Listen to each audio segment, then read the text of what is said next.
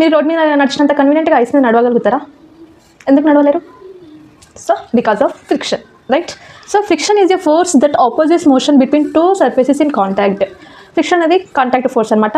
So contact means two objects కంపల్సరీగా కాంటాక్ట్లో ఉండాలి, టచ్లో ఉండాలి. ఆ టైప్ ఆఫ్ ఫోర్స్ని మనం కాంటాక్ట్ ఫోర్స్ అంటాం. సో ఫ్రిక్షన్ అనేది one type of contact force. So friction అనేది ఏంటి అంటే అసలు యాక్చువల్గా ఏదైనా ఒక ఆబ్జెక్ట్ని మనం పుష్ చేస్తున్నాం అనుకోండి సర్ఫేస్ మీద, అది కొద్దిసేపు తర్వాత దానంతటికి అదే ఆగిపోతుంది.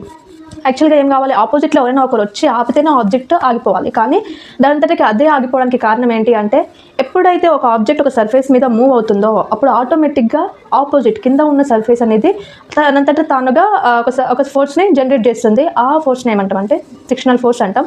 సో ఫర్ ఎగ్జాంపుల్ మీరు ముందరికి బెండ్ అవుతున్నట్టుగా నడవండి, ప్రాక్టికల్గా చూద్దాము. సో ముందరికి బెండ్ అవుతున్నట్టుగా నడవగలుగుతారా? ఇంపాసిబుల్. అదే ఆపోజిట్లో ఎవరైనా మన మీద ఫోర్స్ అప్లై చేస్తే అప్పుడు we can able to walk కదా.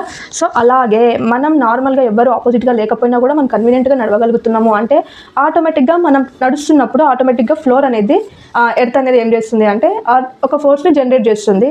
మనకి ఆపోజిట్ డైరెక్షన్లో ఉంటుంది ఆ ఫోర్స్ అనేది, మన మీద ఫోర్స్ అప్లై చేస్తుంది అనమాట. మనం ఎంత ఫోర్స్తో నడుస్తామో అంతే ఫోర్స్తో మనకి ఫ్రిక్షనల్ ఫోర్స్ అనేది మన మీద అప్లై చేస్తుంది. దానివల్ల మనం ఏమవుతుంది అంటే మనం కింద పడకుండా నార్మల్గా నడవగలుగుతాం, కన్వీనియంట్గా నడవగలుగుతాం. అదే ఐస్ తీసుకోండి, ఐస్ని అంత కన్వీనియంట్గా నడవగలుగుతామా?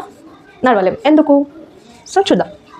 Always acts in the opposite direction of motion, right? Ice మీద ఎందుకు నడవలేము, ఎందుకు కన్వీనియంట్గా నడవలేము అంటే friction is depends on completely nature of the surface మీద డిపెండ్ అయి ఉంటుంది. ఫర్ ఎగ్జాంపుల్ రఫ్ సర్ఫేస్ తీసుకోండి, రోడ్ అనుకుందాం. ఫర్ ఎగ్జాంపుల్ రోడ్డు మీద మనం కన్వీనియంట్గా నడవగలుగుతాం కదా.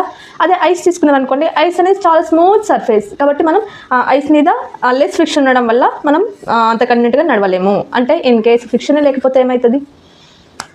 సో ఫ్రిక్షన్ వల్ల మనం we can able to walk, we can able to talk, we can able to right. మన డైలీ లైఫ్లో ఒక ఇంపార్టెంట్ రోల్ని ప్లే చేస్తుంది.